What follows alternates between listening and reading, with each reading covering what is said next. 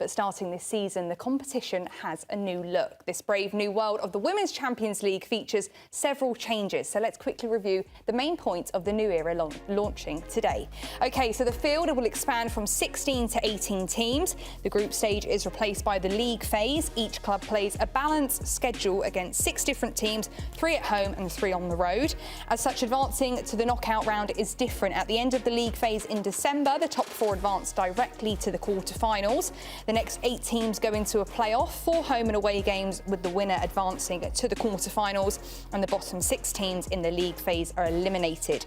As for the knockout phase, the only novelty is the seeded bracket system that rewards better placement in the league phase. So the Women's Champions League this year is the same as what the men are doing in their tournament. They started that last year. This is obviously new for the women. Jen, what are your thoughts on the new format? I love it. First and foremost, to bounce off what you just said, I think it shows real cohesion with the men's game. I think that shows the growth of the women's game. We now have top teams in a position to be able to compete head-to-head. I love it. Any footballer fan watching the game now knows how the tournament's set up and has that cohesion. And then you get massive head-to-heads like Arsenal-Lyon today. Semi-final last season, that's what we all want to watch. Top teams, top players going head-to-head early on in a competition.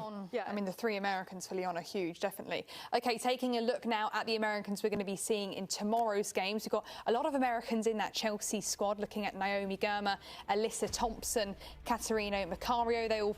They're all in that Chelsea starting lineup. Also, Crystal Dunn for PSG. Darren, I know you wanted to touch on some of the PSG players. You just mentioned in the segment before, I mean, out the old, in with the young. Talk to us about Crystal Dunn and those players. Well, in with the little older with Crystal Dunn. I don't want to shame her, but yeah, she doesn't age. This is a player yeah, I want to make that clear. How old is Crystal Dunn? She's in her 30s. Yeah, we don't have to get precise about it. Yeah, we don't have to put a number on it. In my 30s.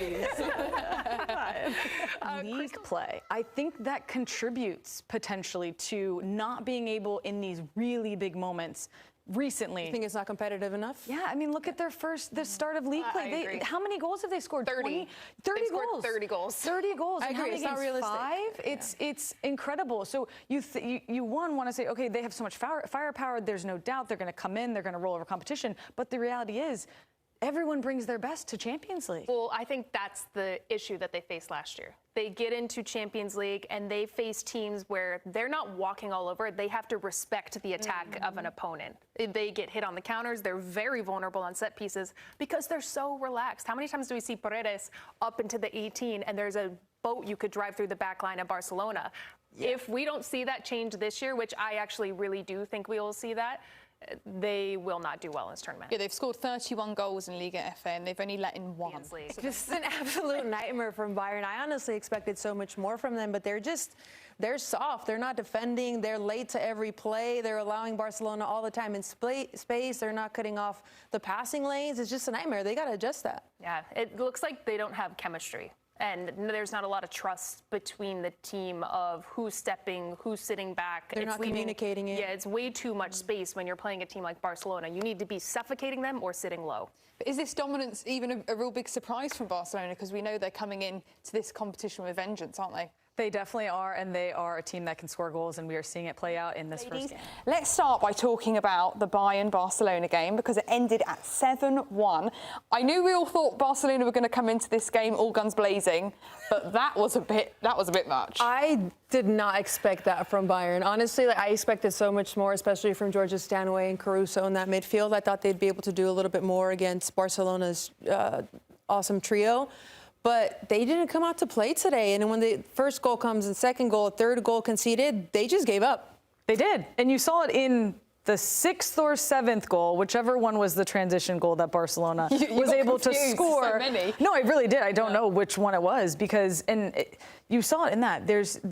Barcelona goes on a transition and Bayern isn't tracking back. There's not every single person on that field is on a sprint. Granted, you're down how many goals, but at that point, that's about pride. That's about trying to stop the bleeding. Exactly. You have to. And if I was any of those players who were behind the ball on that, I would be fuming about the rest of my team not getting back. But to me, that goal and what happened and how Bayern looked on that goal in terms of their recovery, was the definition of their game today, and it's unacceptable if I'm Bayern.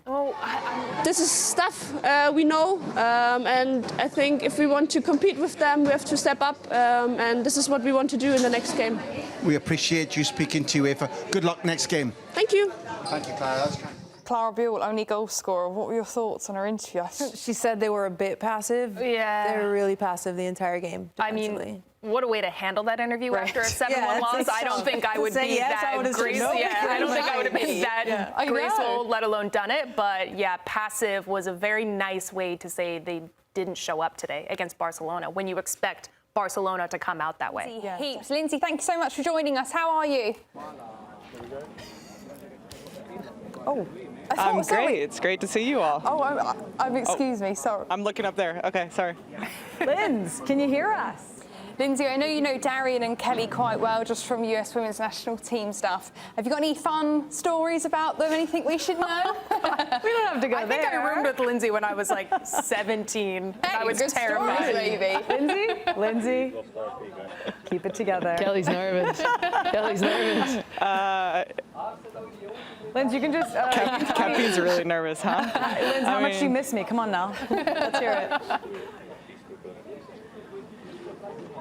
You know, the one thing I'll say about Kelley is, like, her mentality is something that's always stuck with me. I'm going to say a positive note. So anytime I step on the pitch, or especially with the national team, I want to have that same mentality. She's a winner. She's a fighter. And yeah, she'll do anything for the team. So I think that's a really special thing about that girl, and we want to continue having that in the U.S. and I'll always keep it inside me. So.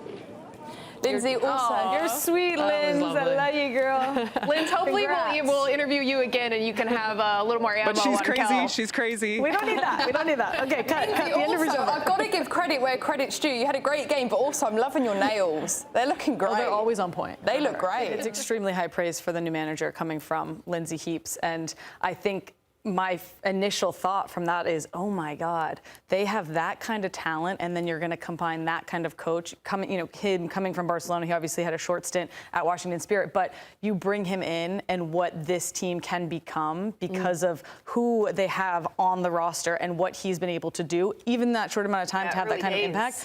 That's insane. But, I mean, Lindsay, one of my favorite players to ever play with, so that was fun to get to interview her. I think that's the first time I got to do that. Was there a sense of excitement having that pressure being the defending champions, or what was the feeling amongst the group before the game? Yeah, excitement. I mean, playing Lyon isn't easy.